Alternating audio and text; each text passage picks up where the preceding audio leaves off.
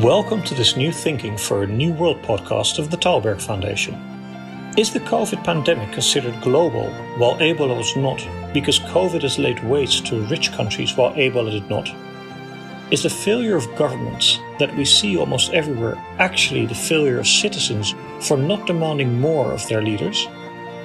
When we ignore the large majority of people on the planet who aren't part of us, the cosmopolitan elite, are we losing a large part of what makes humanity human? Cardinal Michael Czerny, who heads the Vatican's work on refugees and migrants, offers uncomfortable answers in his conversation with Alan Stoga. Cardinal Michael, the coronavirus pandemic has already generated a deadly tsunami with health, social, political, economic impacts, and many more coming. Governments in most places have done a very poor job, it seems. What lessons do you think can be learned? How do we do better with this crisis and with the crises we're likely to have in the coming years around the globe? I think a good beginning would be not to put too much blame on COVID. Obviously, COVID is a powerful reality, a powerful force, and it has it's doing its own damage. But the question you asked wasn't really a COVID question. It was a question, finally, about governance. And so what COVID has done is to apply an extraordinary and unusually powerful microscope to worldwide governance. And most of what we see through the microscope's lens is not pretty. It is not pretty at all. And maybe before COVID, we had sort of gotten used to bungling along in this way. And so it didn't necessarily alarm us or surprise us when things went more or less badly. But under COVID, with the COVID microscope, we see the interconnected mismanagements of the different spheres of our lives. While it's tempting to give government a bad report card, it's probably more useful to give ourselves a bad report card and ask ourselves what we're doing to make a bit more sure that we have the kind of governance that we, especially our poor and our planet, need, deserve, and must have. So that would be my first sort of COVID lesson, if you like, or COVID takeaway. Namely that, yes, it's been a terrible set of months with terrible suffering and terrible consequences. But I don't think, at least from the point of view of your foundation and this program, the first big takeaway lesson isn't about COVID. It's about our inability to manage what the Holy Father calls our common home. We are proving to be very poor householders. And we're proving to be very poor members of the same unique and only family that's living in this unique household, this unique home. And we're doing a poor job of it. To pull on that thread, this is obviously been the first truly global crisis of the modern era, potentially impacting anyone, anywhere. Every continent is affected. Yet the responses have been anything but global. Borders closed, travel stopped, aid stopped, people looking inward rather than outward. And we would have thought that we were global citizens. We would have thought that we could operate at a global level. Why have we, and when I say we, I mean almost everyone, failed to recognize how global this is? You touched on it already. Could you expand a bit? I would be glad to expand on it, and I would do it by attacking the key word you used, namely global. This is a word that we've been taught and, in a sense, obliged to use, I think, since the fall of the Berlin Wall, if I'm not mistaken. I think that's when global started to come in, because we were no longer divided into 2 or 3 or 4 worlds, but we were allegedly now one world. So then global came in. And I ask myself, responding to your question, whether the word global isn't overloaded or isn't overrated. Let's just look at COVID for a minute and ask ourselves, if I could use two different modes of governance and ask me which one is the more important. The way you put it, it would make it sound like your biggest disappointment regarding COVID, it has to do with the World Health Organization. Namely, whatever the WHO failed to do to manage the pandemic globally. From where I sit, I would say, yeah, maybe the World WHO did I don't know, a B job or a B minus, probably not a B plus. But anyway, I'm not judging that, and I don't even know. But what seems to have mattered much more to real people on Earth is how the health system in their respective country, in their respective province or state, and in their respective city or countryside, how that worked. And there the answers are very varied. And there are places with huge GDPs and pathetic health systems and very bad results. And there are places with very little money or none at all, where whatever health facilities they had seemed to do the minimum necessary, and the results are at least bearable. So you say the first global crisis. Maybe I had my global crisis when we started using the word global, and so I don't think it's the first. But you see what I mean? I'm not so sure that global is a helpful lens. It's true, it's around the world. It's true, it's more or less simultaneous, more or less everywhere. But even that's not really true. One of the reasons I think that I'll be a bit harsh. One of the reasons I think we're having this program is because COVID hit the wealthiest countries first. The biggest and the most important countries first. I use those words obviously in quotes. If this hadn't been the case, if this was another Ebola, I doubt that you would have invited me to the program. Sad but true. Well, I would have, because I very much value your views, and I want to talk about other global crises like migration, like human slavery, like climate, where arguably it isn't the WHOs of the world that are doing a good or bad job, but rather the unwillingness of countries to collaborate together to find common solutions to challenges that I do think are global. And I've mentioned several of them. I know you're deeply engaged with those. Well, that's right. That's right. And I'll take back some of my my sarcasm about global, because you've invited me to comment on the new global compacts, the new global compact for refugees and the new global compact for safe, orderly migration. And these compacts, which were miraculously agreed in the space of 2 short years, and which the vast majority of countries have, or what I could call the countries of goodwill have signed up to.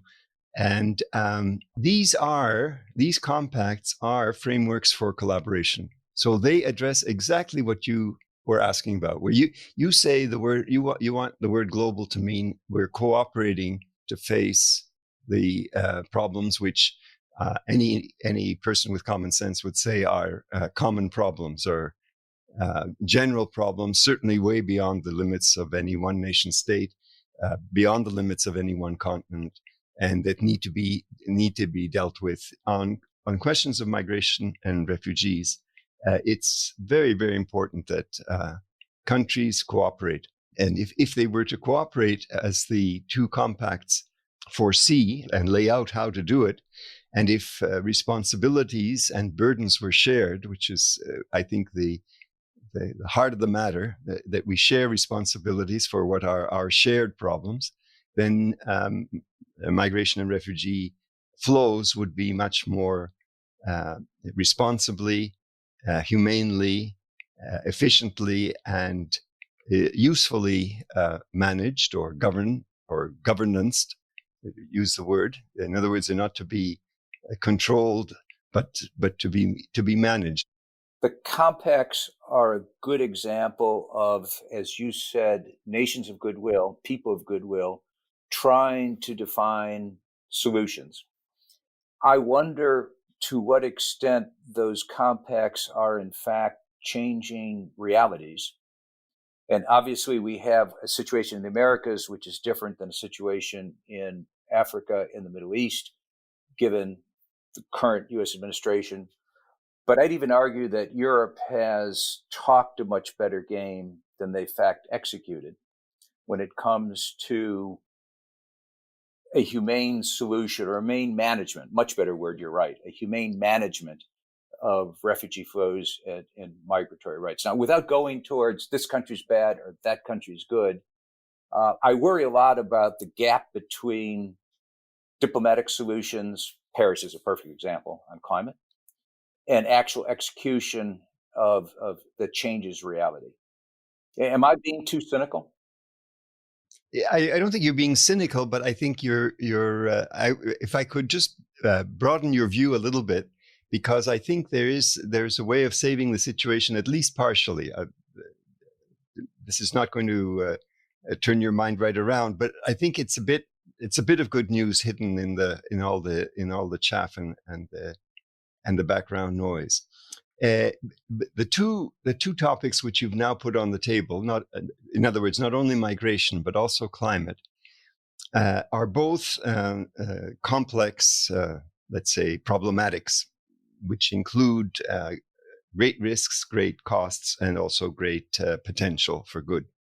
And both of them happen to be toxic, politically toxic, or ideologically toxic, or populistically toxic. In other words, these are both, maybe today, migrants more than climate. I'd be interested whether you agree with me, but they're both toxic. And what does that mean? I hope I'm not speaking out of line here and revealing secrets which I shouldn't reveal. But in fact, some of the governments which both you and I might be quite quick to criticize are in fact implementing the compacts and are making progress, but they're not in a good position to talk about it. In other words, the behavior or the performance is actually better than the rhetoric. I find that a very happy thought, I must say, although I don't want to say that it solves all problems. It is a very happy thought, and it's good that it is happening. But at the same time, we've seen migrant communities in Southeast Asia, in the Middle East, in the Americas, targeted as vectors of infection. It's become very easy to make that accusation because it reinforces other biases and other policies. There is this tendency, I'm afraid, that when things go bad, we look towards lowest common denominators, so closing borders. Even the WHO repeatedly comes out as very recently and said, border closures are not a solution to the problem. Yet borders are increasingly either remaining closed or being reclosed. We see it in Europe, we see it in the Middle East, we see it in the Americas.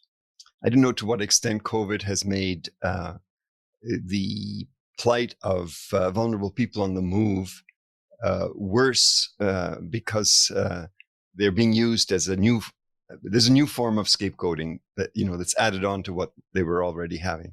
But again, just a little counterbalance. You also have to bring in stories like the emptying of detention centers, where something which good people of sound mind and goodwill have been pushing for ages, that detention is not an appropriate means of handling migratory issues or refugee issues. That you don't imprison people because their legal status is under review, and least of all, you imprison them separately from their children or their parents. So detention centers have been emptied because of the risk or the high probability of infection. And so again, being cheerful, I say, well, maybe COVID provided the excuse for closing these centers, which otherwise public opinion might have, balked at the idea that these people call them illegal, we know that they're just irregular people whose papers are being sorted out, needed to be locked up for that reason. Anyway, that's just one anecdote to go against the trend. But I think you're right that probably. Well, I don't know if you're right. Whether has COVID made the ideological wars about migrants and refugees significantly worse? It certainly has made their situation worse, at least in the short run, although there are some exceptions. But I don't know. I've been thinking about this in a slightly different way. I haven't used the word leadership, but I have been wondering, or looking for, yes, and wondering about where are or how are the clusters of people who are working together on solutions. And I asked myself whether the COVID crisis has brought us to this rather healthy point where people with good ideas and good solutions and good proposals are able to say, actually, I don't care whether it's my solution or your solution or half of each or 2/3 of one, but I am committed to finding a solution and working on it together. I mean, maybe sounds like apple pie, and it's not worth mentioning, but I have the feeling that for us to get to the kinds of solutions, which I again go back to the global compacts as examples of, there's no heroes in the global compacts. The global compacts work in a non-heroic way. And I wonder if a kind of non-heroic, and maybe in that sense, non-leader approach, to put it subjectively, with people's egos put neutral temporarily, at least, so that we can get working together on problems and solutions, whether that might not be, in a sort of hidden way, the magic of the moment. I wonder whether we should talk about leaders using the future tense, or whether we should just be quiet about that and wait and then say, oh, looking back over our shoulder, oh, I guess we had a leader and it turned out to be so-and-so, and we're so pleased and we're so happy that so-and-so led us. But then that leads to a whole nother problem again, back that we were brushing alongside, which is the question of governance. And that is an enormous problem. Maybe it's too big a problem for this one conversation. So on leadership, the way I would translate it or parse it at this moment is the person who might even take the second or third place in the picture, not necessarily the number one position, but who is actually the one who helps the largest variety and possibly number of people to contribute constructively to solutions. And this, to me, is what is, when I see examples of that, that makes me hopeful. And I love the definition, because we don't need heroes. We need heroes in very particular incidents, and often they pop up. A burning building, someone saves people. We do, I would argue, need leaders to develop and execute and gather new solutions. And whether that is, it's probably not an individual, as you said, it's probably a collective. It's probably people from around the world who have different perspectives, different experiences coming together. And I'm optimistic that in some cases, as you just said, these people are coming together with new solutions. But I see an institutional framework which is very, very rigid, very static, that needs knocking over in some cases. And I'm looking for people who are willing to do that, institutions that are willing to say, we've got to do some things differently here, or we're going to end up quite badly. Is that too much to hope for? It's a lot, but it's not too much. And in fact, I think the Holy Father has had intuitions along the lines that you are articulating. And at least 3 times he has invited what in Spanish are called movimientos populares, and I would call them grassroots organizations, to come together and to articulate their, what's on their minds and hearts, what's troubling them, and in each case, it's facilitated a real dialogue between Pope Francis and them. And the three great headings which we've used in the popular movement meetings are housing, work, land, and land including food security. What most moves me and touches me, and what I think is the most relevant to your question, and proves that I'm, again, wildly idealistic, I suppose, but what most moves me is when he says to them, and these are the people who are, let's say, objectively known as the marginalized or the excluded or the peripheral or the etc. He says, there is no solution without you. There is no solution without you. He didn't say it would take longer without you or it won't be as good without you. He said, there's no solution without you.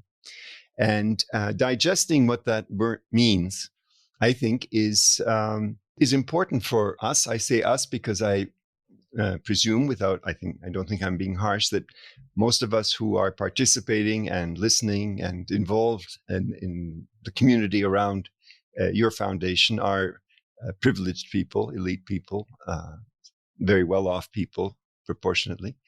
And so it doesn't quite compute immediately that there's no solution without them, because we haven't counted on them for solutions. We have sometimes talked about them as the problem or as having problems, but we rarely think of them as part of the solution.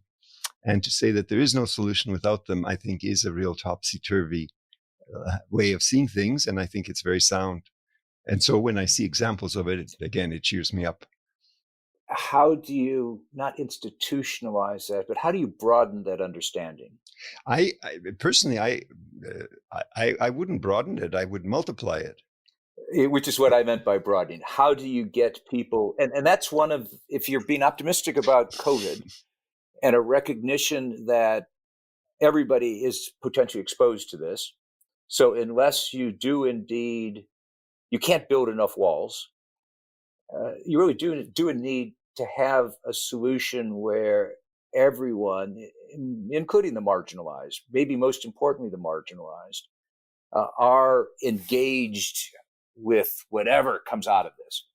One can even think about the vaccine. Vaccinating the rich will not solve the problem. Vaccinating everyone has to be the solution if someday we have a vaccine. We are not conditioned in this world to think in those terms. Yeah. When you get as concrete as the vaccine, then you're also getting concrete about the capacity, the research, development, and production and distribution capacity, and now we're talking industry. So now this is becoming uncomfortably concrete and specific, and I don't know if that's what you want to talk about, but I think what. But we're also talking governance and philosophy of governance and inclusion in both the decision making and in execution. Yeah. But what makes me nervous is that while people like you and me talk governance and all, nice words like that, there's an industrial complex which I don't think it's too strong to say controls this sector of human life. And there are very powerful interests there. And I don't know whether our governance structures have the strength, the courage, the resources, the will to govern. Do they? And in the absence of that strength, courage, and resources, this won't end well. Well, it will end as stupidly as the idea of gated communities. the idea that you can gate reality in such a way as to have it good yourself and to hell with the rest, that's a very big mistake. And you said, I think you didn't use the same words and you were more polite, but I mean, basically you said that if we take that approach to the vaccine, it's a non-solution. And you well might be right, or you well might be too idealistic. And the fact is that the only people who have to be vaccinated are the people who take planes. And people who don't move around don't need to be vaccinated because they. So anyway, so we're talking about a solution for the 1/7 of the world that is doing well, which is the proportion of most things that go right on this planet. The 1/7. This has been a fabulous conversation. I really appreciate. There's a real need at this point to think about where we are, where we need to get to, and how to get there. And you've made a number of suggestions and more importantly, observations that I think are valuable for the people who are engaged with the Tellberg Foundation to hear, to experience, to think about. So I very much appreciate the time you spent with us today, the thoughts you've shared, and the invitation which you already accepted, I think, to do it again sometime. Very good. Very good. Well, especially if we can go out to dinner afterwards. Thank you for listening to this episode of the New Thinking for a New World podcast. We welcome your comments and please subscribe to other episodes in the podcast app of your choice. This podcast was made possible with the generous support of the Stavros Niarchos Foundation.